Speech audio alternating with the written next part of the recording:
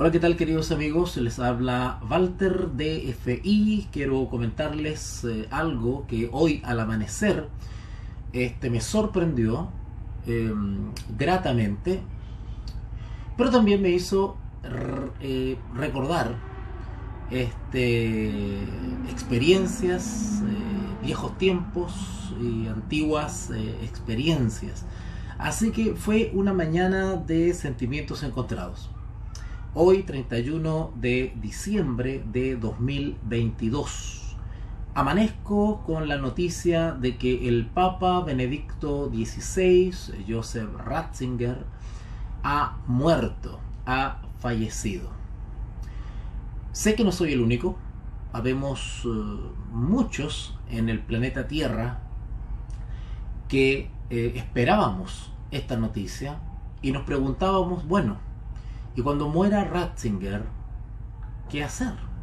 ¿Qué más? ¿Qué es lo que viene ahora? ¿Cómo leer la profecía bíblica? ¿Qué sucederá con el papado ahora? ¿Qué sucederá con el romanismo? Eh, Quiero ponerlos en antecedentes un poquito históricos respecto a este tema del Papa Joseph Ratzinger y cierta aplicación que se le dio a la profecía bíblica, especialmente Apocalipsis capítulo 17, y darles algunas impresiones sobre eso. Les cuento. Por allá por el año 2002, 2003, 2004, no recuerdo exactamente, pero por esos años este servidor se encontraba en la ciudad de Iquique, en el norte de Chile, región de Tarapacá. Y pues en ese entonces estaba haciendo una intensa labor misionera, trabajando con lo que se conoce como células, grupos pequeños, iglesias de casa. Y fue un tiempo bastante apasionado, bastante eh, dinámico en materia de trabajo evangelístico. Podría contarle tantas historias, anécdotas maravillosas de lo que sucedió en esos días. Por esos días yo todavía pertenecía a una institución religiosa y al mismo tiempo hacía trabajo misionero independiente.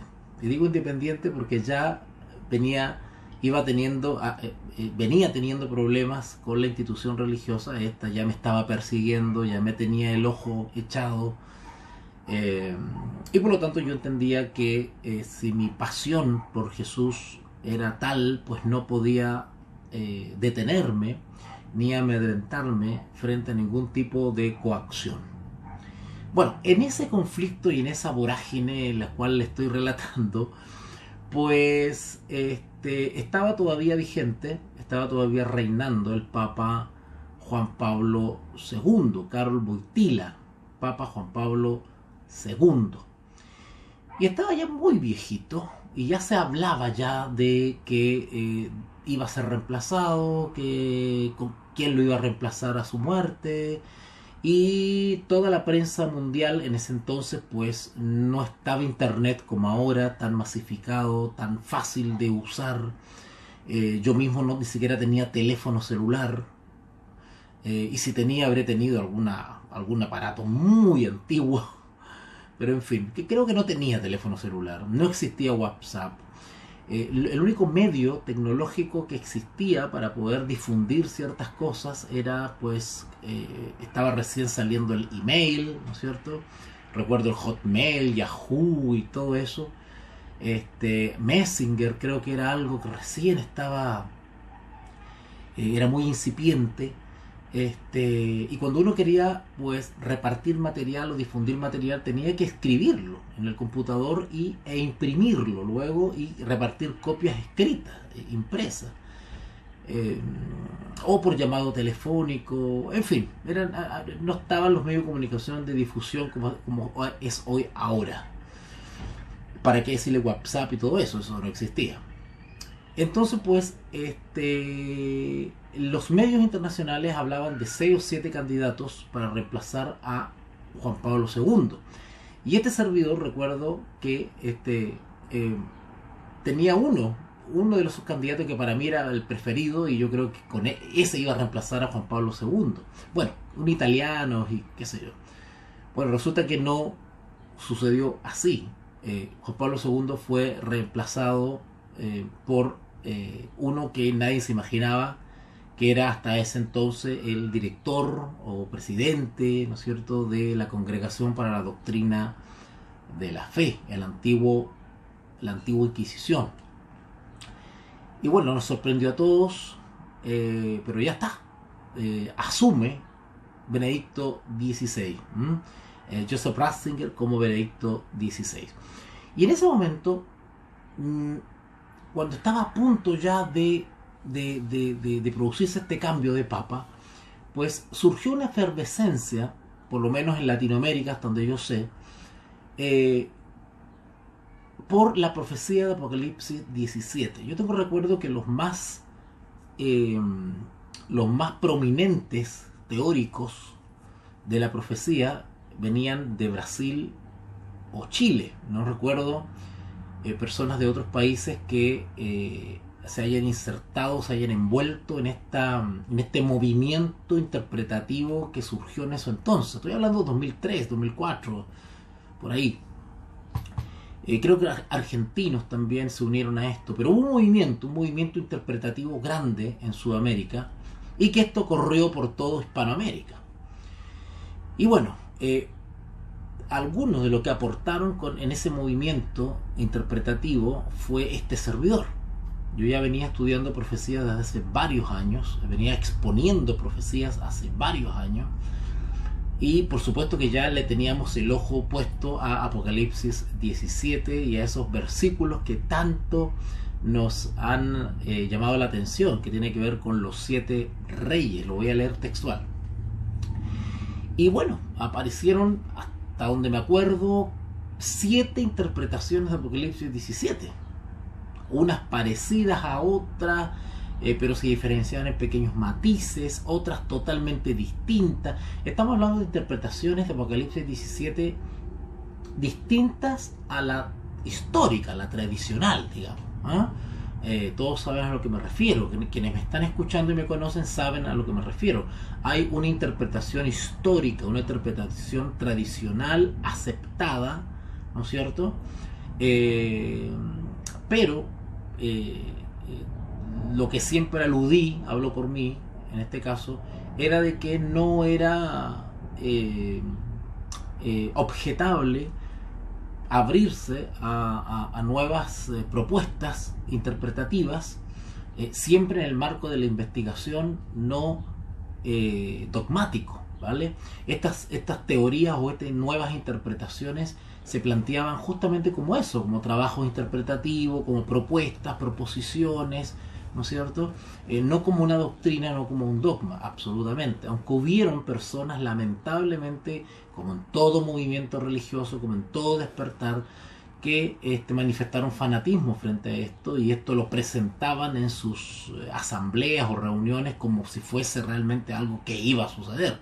Entonces, había muchas personas que se casaron, que se identificaron con una de esas interpretaciones que andaban dando vuelta. Yo recuerdo una muy disparatada, que desde un principio nunca la creí, y venía de Brasil, que era la de la supuesta resurrección de Juan Pablo II. ¿Ok? Entonces, estoy haciendo un resumen.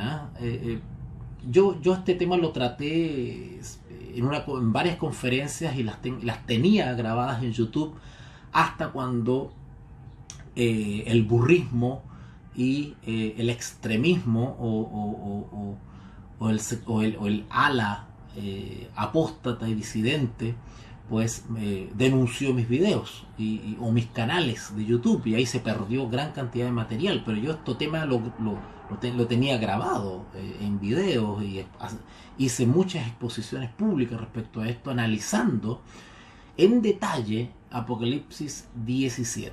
Pero en fin, entonces una de estas interpretaciones que venía de Brasil, recuerdo que decía que las 7 cabezas corresponderían, a ver, quiero contextualizar esto. La teoría de la aplicación de Apocalipsis 17 a los 7 papas de Roma, eso yo lo escuché por primera vez de boca de un profesor de teología evangelista muy conocido en Latinoamérica llamado Hugo Gambetta. Es la primera vez que yo escuché esa interpretación o esa aplicación de Apocalipsis 17, especialmente a los 7 reyes como papas. ¿Okay? Así que, ojo, esa idea no nace de algunos estudiosos de la profecía, sino que eso nace, o sea, laicos estudiosos de la profecía, sino que nace de este pastor, de este profesor. Pero, ¿qué sucede? Muchos tomamos esa propuesta teórica y comenzamos a profundizarla, comenzamos a desarrollarla. Eso fue lo que pasó. Entonces, la gran mayoría de las interpretaciones que estaban dando vuelta en ese entonces estaban de acuerdo todas en que había que aplicarle los 7 reyes a los 7 papas y que había que contar estos 7 papas, ¿no es cierto? Porque la Iglesia Católica ha tenido más de 200 y algo de papas a lo largo de toda su historia. Entonces, ¿desde cuándo aplicaríamos estos 7 reyes? ¿Vale? Para llegar al octavo y desenvolver la profecía. Entonces, este pastor creador de esta teoría, pues él proponía que había que contarlos del año 1929, que es cuando el Papa comienza a sanar la herida de muerte, ¿no es cierto? Gracias al Tratado de Letrán de Benito Mussolini, que le devuelve los terrenos pontificios, ¿no es cierto? Vuelve otra vez Roma a cobrar ánimo, ¿no es cierto? A tomar aire y otra vez posicionarse políticamente. Bueno, esa es historia conocida, no lo voy a repasar, pero desde ahí en adelante habría que contar 7 papas. ¿Ok? Bueno, así que en ese sentido, en esa parte de la profecía, todos estábamos de acuerdo. ¿Dónde comenzaban las discrepancias? ¿Dónde comenzaban las diferencias entre todos estos planteamientos que les estoy contando que aparecieron? Que no eran tantos, eran 6 o 7. La discrepancia partía de primero identificar a la 7ª cabeza y luego a la 8ª. Ese era el meollo de la controversia respecto a esa aplicación. Entonces, repito, estábamos todos de acuerdo en aplicar a 7 papas a los 7 reyes, o a los 7 reyes bíblicos, digamos, a 7 papas contemporáneos. ¿Okay?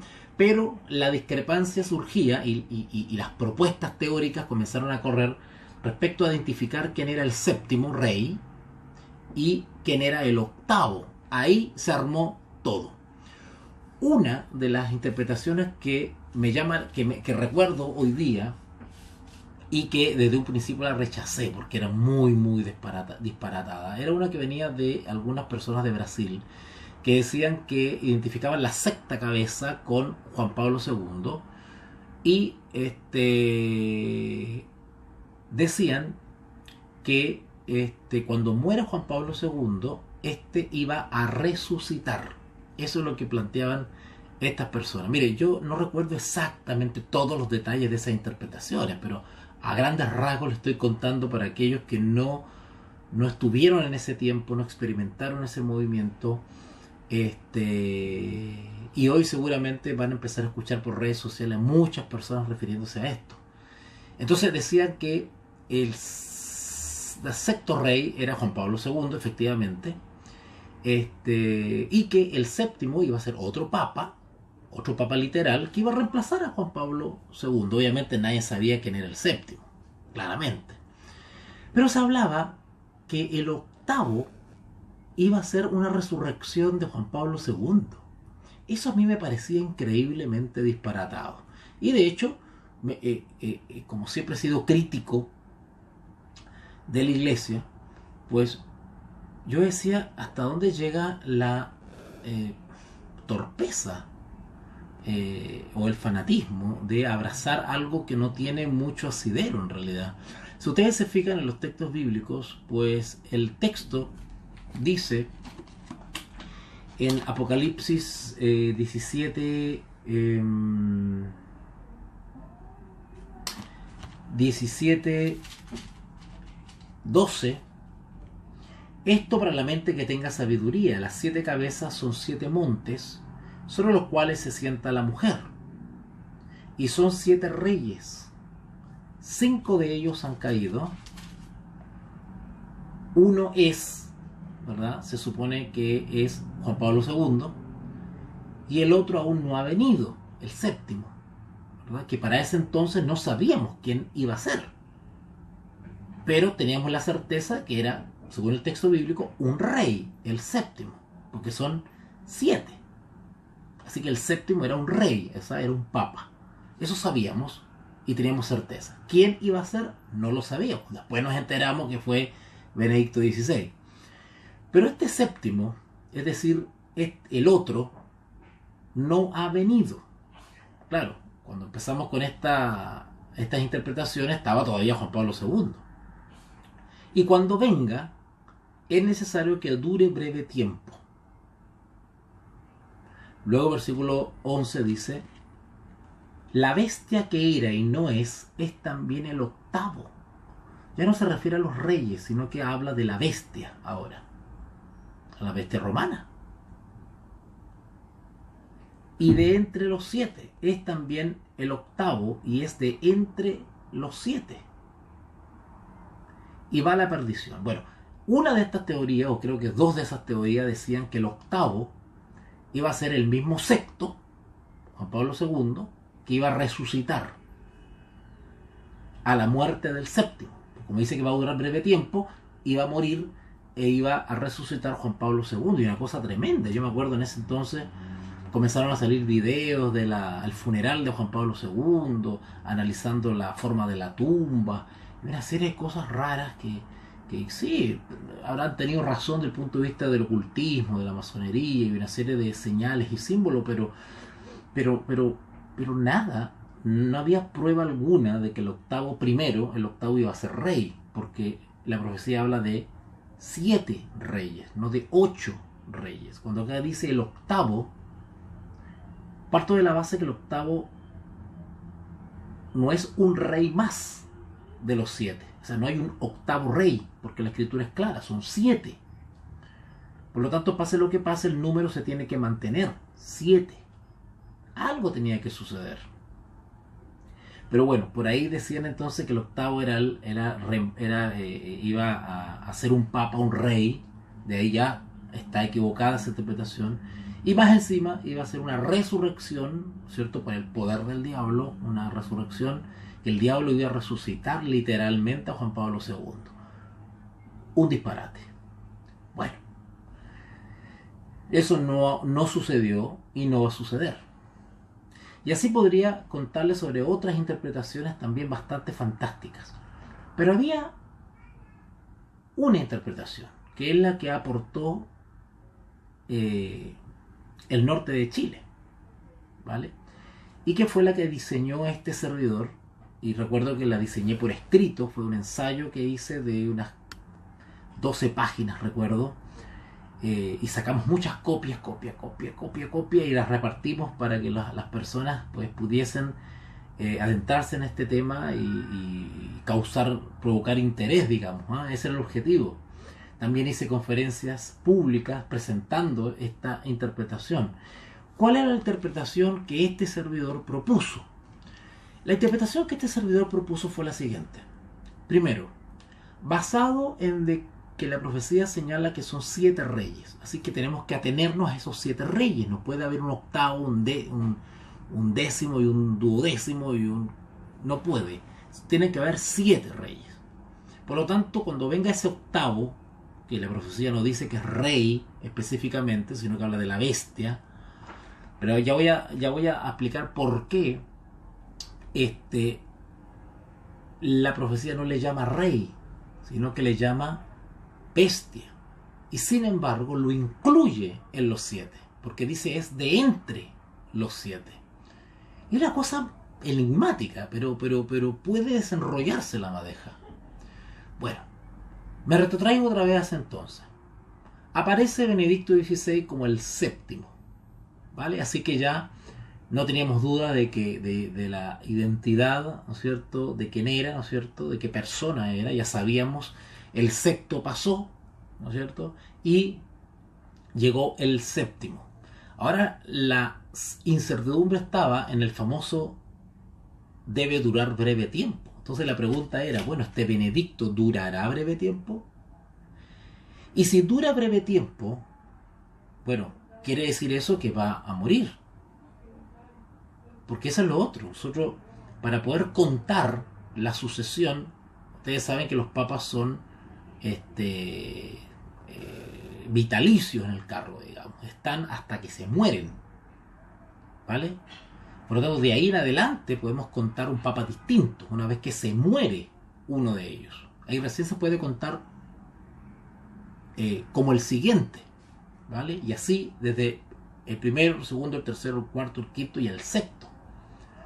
Y el 7, para que el 7, el séptimo, o el que el otro, ¿no es cierto?, o el que debe durar breve tiempo, o Joseph Ratzinger, ¿no es cierto?, para que tenga plena validez su estatus de rey, digamos, de séptimo rey, pues tiene que estar muerto el sexto. ¿Okay? Y así fue, murió el sexto y aparece Joseph Ratzinger como el séptimo. Bueno, la pregunta es, ¿cuándo va a morir Ratzinger? Porque la profecía dice va a durar breve tiempo. Por lo tanto, va a morir pronto, decíamos nosotros. ¿Vale? Va a morir pronto. ¿Qué va a suceder cuando muera pronto? ¿Ok? Bueno, entre paréntesis, me acabo de acordar de una de las interpretaciones, que creo que nació de Chile también esa, la cual decía que el octavo, cuando ya sabíamos que el séptimo era Joseph Ratzinger, Benedicto XVI, bueno, la pregunta que empezó a surgir era quién iba a ser el octavo. Y algunos, acá en Chile, y de hecho yo recuerdo que adhería a esa interpretación, me pareció atractiva, pero después la deseché, porque justamente me di cuenta de algunos detalles y contrapropuse esta que les voy a explicar yo ahora. Pero bueno, pero esa propuesta que nace en Chile decía que el octavo iba a ser el acto capital de Satanás. O sea, creíamos que Benedicto XVI era el papa del conflicto final, era el papa del fin de la libertad religiosa, era el papa de la profecía, o era el último papa, por decirlo así. Y que por lo tanto el octavo era el acto capital de Satanás, era una falsificación de la segunda venida de Cristo hecha por el mismo diablo en la tierra. Eso es lo que se proponía.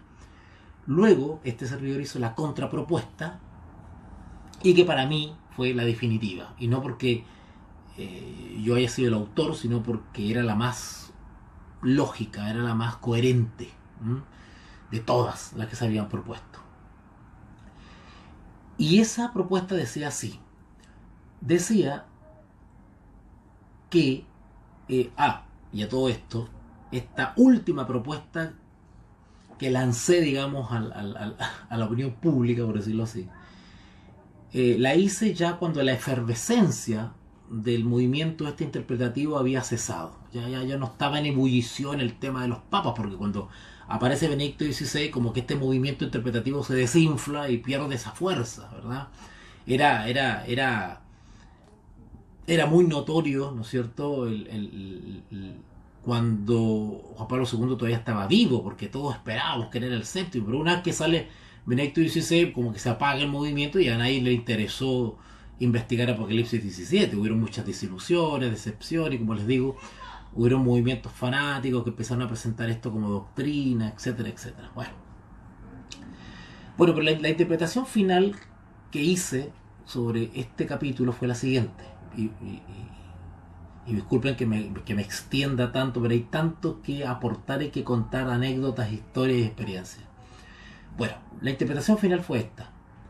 Como ya se estaban desarrollando los problemas con Joseph Ratzinger respecto que terminaron con su renuncia, recuerden esto, que comenzaron los escándalos, ¿verdad?, de corrupción y de abuso de la iglesia, y ya la prensa hablaba de la dimisión, de la renuncia de Benedicto XVI. Entonces, claro, me pregunté inmediatamente, ahí está, ¿no dice la profecía que iba a durar breve tiempo? Bueno, en relación con lo que han durado la mayoría de los papas, Benedicto XVI duró breve tiempo. Claro, no teníamos la certeza de poder decir 3 años, 4 años, 10 años. No estábamos en condiciones de hacer eso, porque en el punto de vista profético, poco tiempo, bueno, poco tiempo puede ser, no sé, había que calcular cuál fue el papa que duró menos, cuál fue el que duró más. Son ejercicios que hacíamos quienes estábamos en esto. Y bueno, para este servidor, Benedicto XVI efectivamente duró breve tiempo. Y lo curioso fue de que Benedicto dimite como papa, pero queda como papa emérito. O sea, sigue siendo papa. Y se producen elecciones y aparece Francisco I. Aparece el famoso Papa Francisco, Mario Bergoglio. Así que teníamos en el Vaticano 2 papas en tiempo de paz. Porque ustedes revisan la historia, han habido momentos que han habido hasta 3 papas. Pero en tiempos modernos es la primera vez que sucedía que habían 2 papas en tiempo de paz. Y teníamos a Benedicto XVI ya renunciado, viejito, que en cualquier momento se moría, pero vigente, siendo papa. De hecho, una señal externa de eso es que todavía vestía de blanco. Y se llamó esa figura como papa emérito. Y teníamos un papa oficial, ¿cierto?, sentado en el trono de Roma, como Papa Francisco I, como Mario Bergoglio. Así que teníamos 2 papas al mismo tiempo. ¿Okay? Y recuerden que las condiciones en las cuales renunció Benedicto, porque es un papa que deja de ser papa oficial, por decirlo así, no por muerte, sino que por otro tipo de motivos, pero sigue siendo papa, está vivo. O sea, es el primer papa que se hace a un lado, se hace a un costado, sigue siendo papa y es reemplazado por un octavo. Pero la profecía no dice que hay un octavo rey, dice que son 7. Y cuando habla del octavo, dice que es de entre los 7. Bueno, este servidor propuso que simplemente Bergoglio sigue siendo el 7º y que viene a ocupar el lugar de este renunciado. O sea, en definitiva, habían 2 séptimos reinando. Claro, técnicamente el que reinaba era Francisco, pero existía el otro papa, el otro rey. Estaba vivo, no había pasado. Como para decir derechamente, Francisco es el 7º. Para decirlo de alguna manera, habían 2 séptimos. Y que el Mario Bergoglio, supuesto octavo, ¿no es cierto?, lo que estaba haciendo simplemente era ocupar el lugar del 7º. Y ahora que se murió el 7º, pues queda el 7º. Queda el 7º. Lo que hizo Mario fue reemplazar a Benedicto XVI. No ha habido un octavo. El lugar de Benedicto pasó a ocuparlo Mario Bergoglio, Francisco. Por lo tanto, sigue habiendo un 7º. Habían 2 séptimos, murió el renunciado y se quedó en el lugar del 7º Mario Bergoglio. O sea, sigue habiendo un 7º. Y no puede haber un octavo, porque la profecía no habla de un 7º rey, habla de solamente, no habla de un octavo rey, habla de 7 reyes. Sin embargo, dice que cuando aparezca este octavo, ¿no es cierto?, este octavo es de entre los 7. O sea, es un octavo que va a ser parte de los 7, en este caso el 7º, va a seguir siendo 7º para mantener el número. O sea, en términos reales, sí apareció un octavo, Francisco.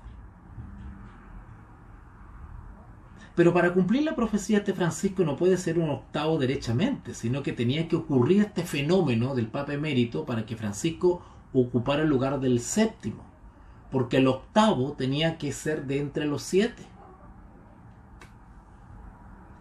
Ahora, cuando la escritura habla del octavo, dice que es de entre los 7, pero lo curioso es que la profecía primero no lo trata de rey, aunque en términos prácticos es un rey que viene a reemplazar al séptimo. Pero la profecía insiste en que son 7. O sea, es un octavo que reina como 7. Es de entre los 7. La profecía señala algo increíble. Cuando llegara ese momento, se iba a desarrollar el resto de cosas que está descrita en Apocalipsis 17, 13, 18. ¿Podríamos estar en presencia de, esta vez sí, el último papa? Como dice Apocalipsis 17, 9, esto es para la mente que tenga sabiduría. Las 7 cabezas son 7 montes, montes vaticanos. O sea, el contexto geográfico es en Roma. Para aquellos que en ese entonces yo recuerdo que había muchos ministros y supuestos eruditos laicos, ¿no es cierto?, que se oponían a esto porque decían que ahí no estaba hablando de Roma específicamente y aplicaban las 7 reyes a otros reinos, a otras civilizaciones, a otros países, por decirlo así, como decimos ahora, países. Ese es un término que no se aplicaba antiguamente. Pero bueno, a otros reinos. Pero todo el contexto de Apocalipsis 17 nos habla de Roma. De hecho, los 7 reyes son de Roma, porque dice que están en los 7 montes. Por ende, los 7 reyes hay que buscarlos en Roma. Las 7 cabezas son 7 montes sobre los cuales se sienta la mujer. ¿Y a qué identificamos como la mujer? Como la gran ramera, Roma. Todo esto respecto a los reyes sucede en Roma. En otras palabras, son reyes romanos. Solo que esta interpretación que este servidor propone es una interpretación, primero es una propuesta teórica, esto no es dogma ni doctrina, pero es una aplicación actual. Y son 7 reyes, 5 de ellos han caído desde 1929, ¿verdad?, cuando Roma recupera, ¿cierto?, o comienza a recuperar su poder, o comienza a ser sanada la herida. 5 han caído, uno es supuestamente Juan Pablo II, el otro aún no ha venido, el séptimo, Ratzinger. Y cuando venga, es necesario que dure breve tiempo. Y luego ya no hablan más de los reyes, sino que vuelve a hablar en términos generales. Yo todo esto lo explicaba en las profecías en detalle, pero acá no puedo hacerlo ahora porque es un simple comentario que quiero hacerle a propósito del recuerdo que me trajo todo esto, la muerte de Benedicto XVI. Pero luego habla en el versículo 11, ya no habla de reyes, sino que habla derechamente de la bestia como un conjunto.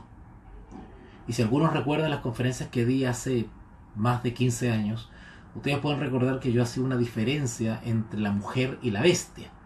Decía que la mujer es el aspecto religioso de Roma, pero la bestia es la mujer actuando con poder civil, y así se le llama la bestia, ¿no es cierto? Y ahí cumple otra función. Pero estamos hablando del mismo poder.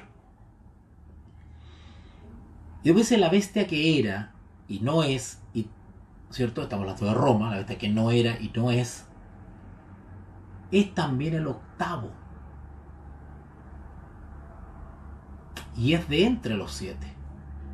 O sea, cuando este supuesto octavo, que reemplaza al séptimo, y cuando se muere el séptimo, sigue siendo séptimo, ok, se cuenta entre los 7. Para que sea contado entre los 7, tiene que haber reemplazado al séptimo. Esto parece un trabalengua, pero cuando esto se explica en pizarra y en una conferencia, es una cosa impresionante. Yo recuerdo mirarle los rostros a las personas cuando yo exponía esto en detalle, que la presentación de este tema me tomaba casi 2 horas. Es increíble, la gente estaba pasmada con lo que estaba escuchando. Bueno, acá dice el octavo y es entre los 7 y va a la perdición. Es decir, en otras palabras, y no voy a seguir describiendo esto, cuando esté en, cuando haya asumido este octavo, que en realidad reemplaza al séptimo y sigue siendo séptimo para mantener los 7 reyes, va a perdición. Podríamos inferir que durante la vida de este séptimo ex octavo, se termina la historia de Roma en la tierra, porque va a perdición.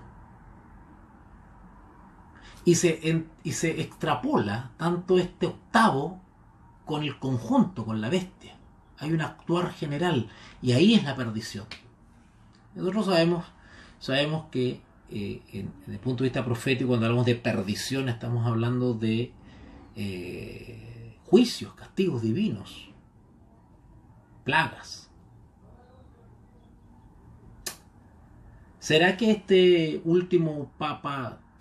papa, Francisco, es el último papa? ¿Es el papa que va a perdición? ¿Es el papa que desata los eventos finales o que protagoniza los eventos finales? No lo sé. Para terminar les cuento que cuando en ese entonces, 2002, 2003, 2004, este servidor exponía y daba conferencias sobre este tema, fue grandemente atacado, sobre todo por la institución religiosa. No porque a la institución le interesase ahondar en estos temas o mantenerse a la interpretación tradicional, sino que simplemente porque no querían que se tocara temas proféticos, así de sencillo. Y en cuanto a pequeños grupúsculos del mundo independiente o del burrismo, como le llamo yo, también hubieron ataques justamente porque comienza a aparecer este tema de los celos y de los egos, ¿verdad? Quien tiene la mejor interpretación, quien tiene más impacto mediático, ¿verdad? Quien se hace más popular, ¿no? Presentando la última novedad. Bueno, eso es demostración simplemente de poca espiritualidad, de estar en la carne, simplemente. Es decir, sí. Y bueno, esta última interpretación profética que le acabo de compartir no fue muy popular, por lo mismo que les contaba en un principio, no estaban los medios de difusión que hay ahora. La planteé en un momento cuando la efervescencia sobre este tema había decaído. Yo no tenía la plataforma difusional que tenía antes, ¿verdad? Fue un periodo en el cual yo fui desvinculado de la institución religiosa, no tenía ningún apoyo de ninguna otra institución o de algunos o de personas particulares que ayudasen, digamos, a abrir puertas a estas presentaciones. Mi presentación era muy restringida a pequeñas familias, hogares, y a veces se realizaba algún congreso de laicos, ¿no es cierto?, donde era invitado, después ya no fui más invitado, etcétera, etcétera. Pero bueno, fue un tiempo de mucha pasión profética, adquirí mucha experiencia. Venía del año 1998, 97, 98, yo ya venía con toda una fuerza en cuanto a la presentación de temas proféticos, que fue uno de los temas que me caracterizó siempre, sobre todo por lo duro que aludía a Roma, por supuesto, y al mundo cristiano apóstata, que fue una de las causas por las cuales fui desvinculado de la institución.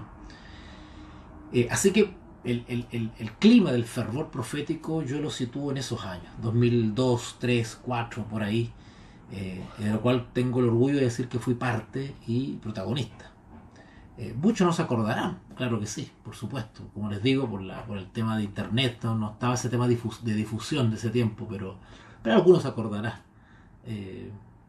Pero bueno, los dejo entonces. Este sería un comentario sencillo y rápido que quise hacerles de manera espontánea pero creo que va a servir mucho y va a a traer al recuerdo a muchos que estuvieron en ese tiempo seguramente. Quienes quieran hacerme alguna consulta, pregunta o, por qué no, una invitación para poder exponer esto, pues estoy abierto a que ustedes me contacten. Mi teléfono está en la página web de este video, en la referencia están mis datos, están en la página web, ustedes entran, sección contacto y ahí están todos los datitos. Me pueden escribir por WhatsApp, por Telegram, por Facebook también, por Messenger, o llámenme directamente por teléfono. Mis datos están en la página web docenciafinal.jimdosai.com. Bendiciones.